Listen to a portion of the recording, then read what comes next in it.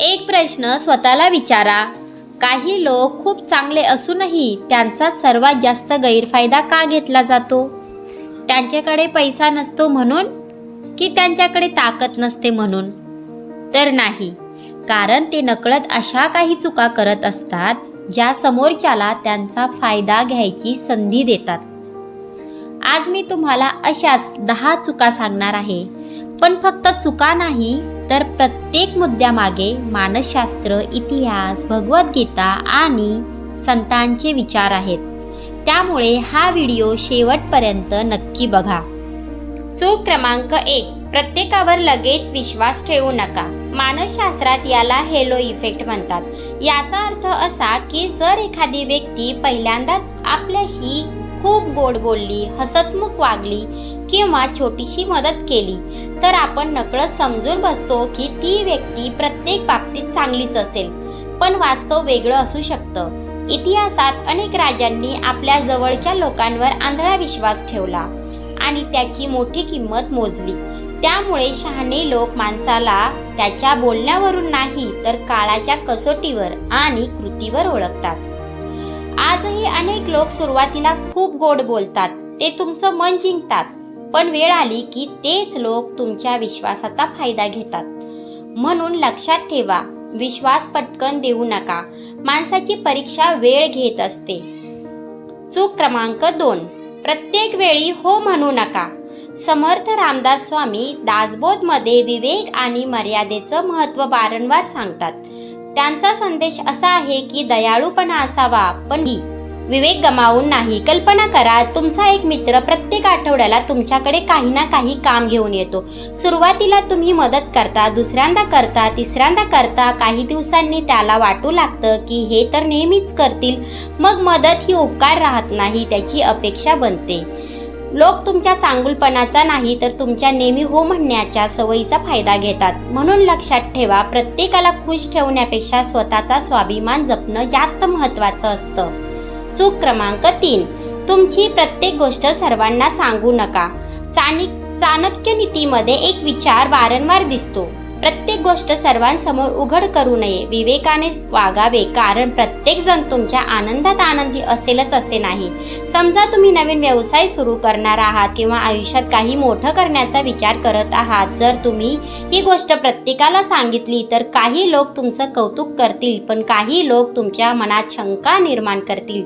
हे तुझ्याकडून होणार नाही, राहू दे, तू नाही करू शकत. अनेक स्वप्न अपयशांमुळे नाही, तर अशा नकारात्मक शब्दांमुळे अर्ध्यातच संपतात. म्हणून लक्षात ठेवा, तुमची स्वप्न आधी कृतीत दिसू द्या, मग जगाला सांगा. चूक क्रमांक 4, वारंवार अपमान सहन करू नका. भगवद्गीतेत भगवान श्रीकृष्ण अर्जुनाला म्हणतात, जर कोणी वारंवार तुमचा अपमान करत असेल आणि तुम्ही प्रत्येक वेळी गप्प बसलात, तर त्याला वाटू लागतं की तुम्ही हे कायम सहन कराल. समजा एखादा सहकारी किंवा नातेवाईक सतत टोमणे मारतो आणि तुम्ही हसून दुर्लक्ष करता. सुरुवातीला तो विनोद असतो, पण नंतर ती त्याची सवय बनते. म्हणून लक्षात ठेवा, शांत राहणं ही ताकद आहे, पण स्वाभिमान गमावणं ही कमजोरी आहे. चूक क्रमांक 5, स्वतःचा वेळ स्वस्त समजू नका. इतिहासात छत्रपती शिवाजी महाराज प्रत्येक क्षणाचं महत्त्व ओळखत होते. त्यांनी वेळेचं नियोजन, योग्य निर्णय आणि योग्य वेळी केलेली कृती यामुळे मोठं स्वराज्य उभं केलं. आपल्या आयुष्यातही तेच लागू होतं. अनेक लोक स्वतःची महत्त्वाची कामं बाजूला ठेवून इतरांच्या छोट्या छोट्या कामात वेळ घालवतात. नंतर दिवस संपतो, पण स्वतःसाठी काहीच केलं जात नाही. लक्षात ठेवा, पैसा गेला तर पुन्हा कमवता येतो, पण गेलेला वेळ कधीच परत येत नाही. म्हणून लक्षात ठेवा, ज्याला स्वतःच्या वेळेची किंमत माहीत असते त्याचीच इतर लोकही किंमत करतात. चूक क्रमांक 6, लोक बदलतील या आशेवर आयुष्य घालवू नका. मानसशास्त्रात एक निरीक्षण आहे, एखादी व्यक्ती जर वारंवार एकच चुकीची वागणूक करत असेल आणि त्याचे काही परिणाम होत नसतील, तर व्यक्ती तीच वागणूक पुन्हा करत राहण्याची शक्यता वाढते. म्हणून फक्त यावेळी तो बदलेल अशी आशा धरून राहू नका.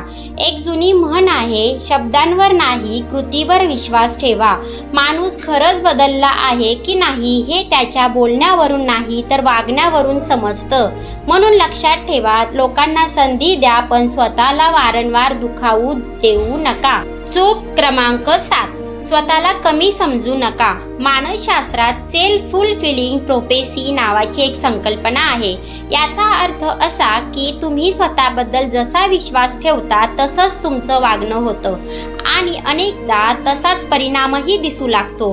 जर तुम्ही सतत स्वतःला म्हणत राहिलात, माझ्याकडून काही होणार नाही, मी इतरांसारखा हुशार नाही, तर तुमचा आत्मविश्वास कमी होतो आणि जेव्हा तुम्ही स्वतःची किंमत कमी करता तेव्हा इतर लोकही नकळत तुमच्याकडे तसंच पाहू लागतात.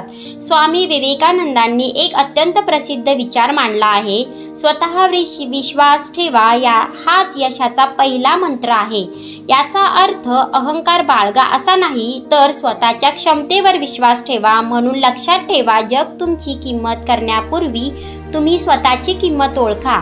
चूक क्रमांक 8, चुकीच्या लोकांना पुन्हा पुन्हा संधी देऊ नका.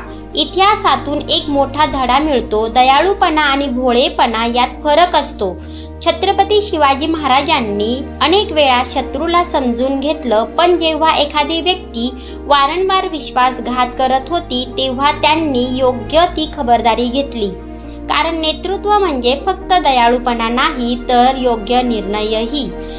आपल्या आयुष्यातही हेच लागू होतं. जर एखादी व्यक्ती वारंवार तुमच्याशी खोटं बोलत असेल, तुमचा विश्वास तोडत असेल किंवा फक्त गरज पडली की तुमच्याशी संपर्क करत असेल, तर प्रत्येक वेळी यावेळी बदलला असेल असं समजणं योग्य नाही.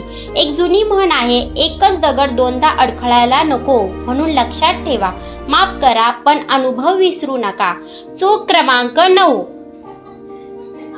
प्रत्येक वादात स्वतःला सिद्ध करण्याचा प्रयत्न करू नका. भगवद्गीतेत भगवान श्रीकृष्ण कर्मावर भर देतात, प्रत्येकाला पटवून देण्यावर नाही. जीवनात काही लोक असे असतात की त्यांना सत्य ऐकायचं नसतं, त्यांना फक्त वाद जिंकायचा असतो.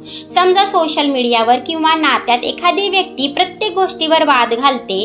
तुम्ही कितीही समजावून सांगितलं तरी ती ऐकणारच नाही. अशा वेळी वेळ आणि ऊर्जा दोन्ही वाया जातात. एक जुनी म्हण आहे, शहाणा माणूस प्रत्येक प्रश्नाचं उत्तर देत नाही.